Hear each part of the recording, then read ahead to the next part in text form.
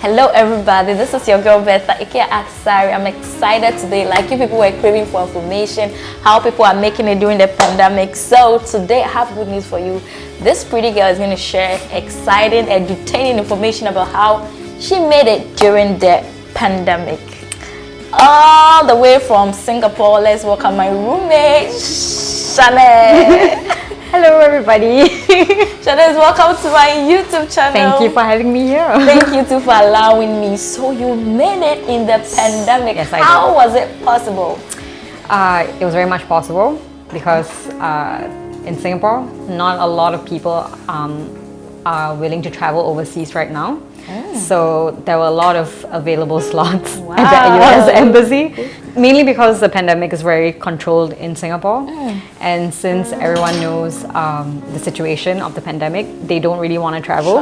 Wow. Yeah, so it was very hard to find, it was not very crowded at the embassy. It was easy to find an appointment and book it. Wow. So it's a very polar opposite, I'm guessing, like with other places, other countries, right? In Singapore, it's complete opposite. Maybe if you watch it, you have to just get to Singapore and then try it to other place. That would be the best. So how did you hear about the school? At what point did you decide to come to school? So I was working at Accenture for about 5 years. Okay. And I decided that I also needed to improve myself. So I decided to do my master's. And I want to do it in Massachusetts. So I decided to look out for like universities. And I really wanted to focus on the analytics STEM related field. So I applied for a few schools and Brandeis offered me a scholarship. So I thought it looked good on a resume. So I decided to join Brandeis. Wow, that's great. So what program did you get? I was awarded the Master of Science in Business Analytics. Okay, how many years is that program? It's a 12 to 16 months program. 12 to 16 months. Oh wow. Okay, so you had how many % scholarship did you get? I think it's about 25 to 50%. Yeah. That's great. That's sweet. So your program is 1 year, but is this STEM? Is it a STEM program? It's a STEM program, yeah. Oh wow. So okay, so I know that some people actually got the admission like in fall, and so was yours like that? So I got my admission in fall 2020, but I decided to defer it. I was hoping that the pandemic will get better, but I think 6 months later nothing changed. But you can't, put a hold on life. Yes, so that's the thing.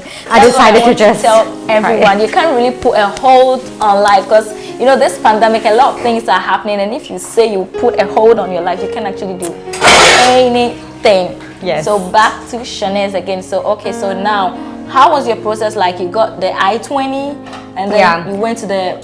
So got to the I-20 and then you need to fill out the DS 2019, like this form online, and you need to pay the service fee and all that. So after you have all your document prepared, I need to go and get like all my banking statements and all the certificates, all the... I think the requirement documents that the embassy will ask you to, prepare just in case. Then it was easy for me to book the appointment. I think the day I booked it, I got it like a week later. Wow. Yeah, so immediately just went for the interview. It was a step-by-step process. Like the first window was just submitting your documents. Second window is getting like your thumbprint and your biometric data. Then I think the last window, they verify any banking, financial information, like how you're going to fund yourself in the United States. Yeah. Oh, okay. So during that day for the interview, how many were you at the embassy? Not many people. There were maybe about, I think there were 3 students, maybe a family who seemed to be American. I think they may have had some issues with their passports, but not a lot of people. Yeah. And I think one of the things that was very, that the embassy kept asking was about the hybrid format. Because they kept asking like, is yours 100% online? Because if it's 100% online, you cannot go. Wow. So you need that letter. Oh, yeah. Okay. Okay, so you need a letter from the school saying that it's a hybrid. Yeah. Oh wow, that's sweet. So I knew that other people got the admission. They started taking classes online. And that were you doing that? No, I was not. No. So what were some of the questions that they asked you? How do you think that it was because you prepared or you read a lot about other information that led you to getting the visa? Okay, so I did like read up on a few forums, like what are the questions that they would ask. I heard there were questions like they'll be very wary as to. The point is they want to know that you are there just to study and you're going to leave the Nothing country. else, yes. That is the main objective. So whatever question they ask, I think the image, the impression you should put across is that you're just going there to study. Exactly. Yeah, That's one yeah. thing I want also to put across. Like my case like this, when I got there, they were like, oh, so you're going to read SID? And I'm like, yeah, because I run a non-profit that assists person living with disability, and I'm coming up with an exciting project, so I want to upskill my. So like they knew like I have something I'm doing. Right, It's right. so Something back home, so you don't. exactly. They yeah. want to be sure that you are busy in your Yes. country. You don't even Yes. have time. You're just coming to study and Yeah. that's it. That Yeah. way they'll give you yes. So what other question did they ask you?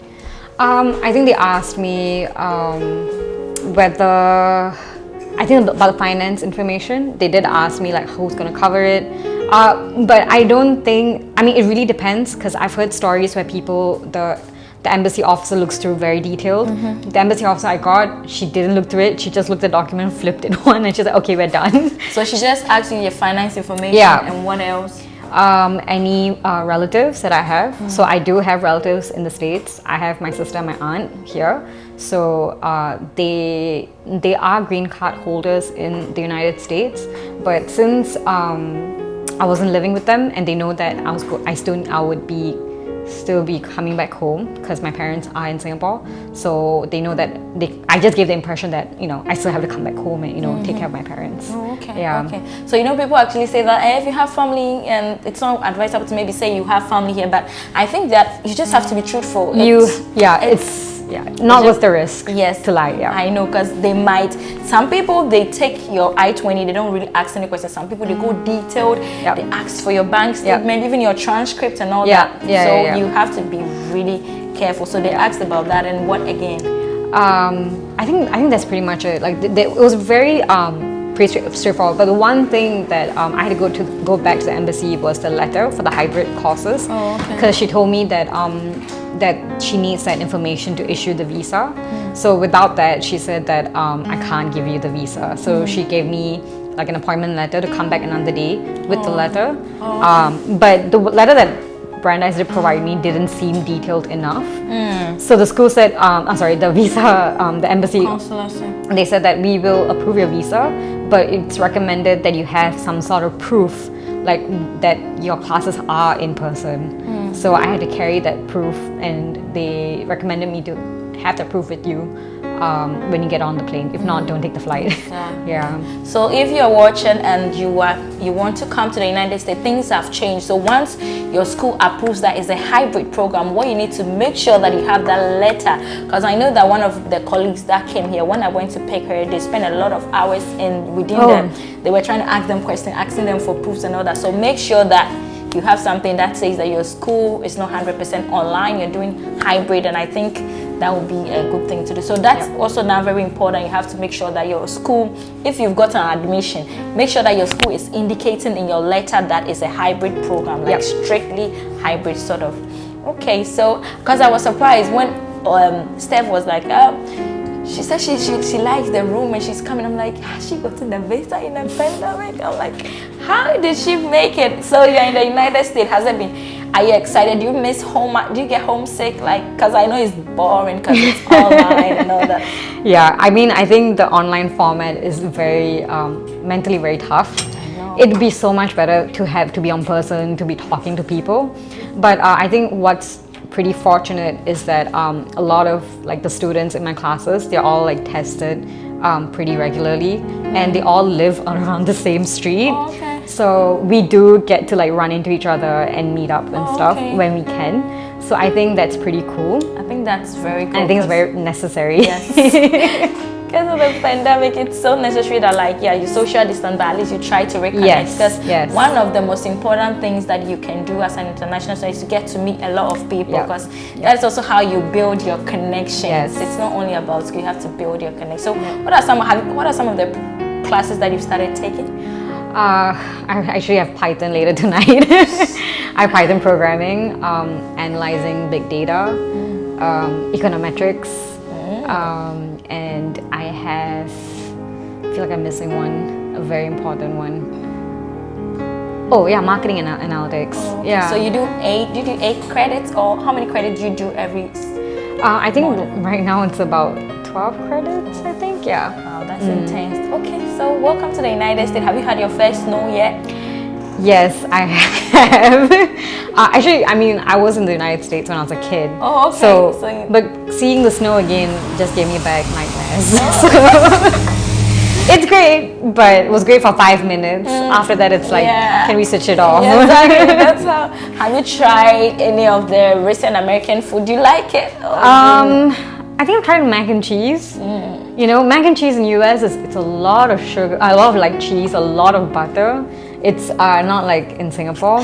Yeah, Singapore's very I won't say it's very light food, but no one would put that much butter or cheese but it's good. It's good. Yeah. Okay, so thank you very much, Shanice. How do you say thank you in your language? Nanji. Nanji. Yeah. So thank you, Nanji Shanice, for Thank you. allowing me to interview you. Sure. Thank you all for watching. The name is still Bertha, and I'm excited we did this. Cheers. Cheers. I think we did well. Where is Linda?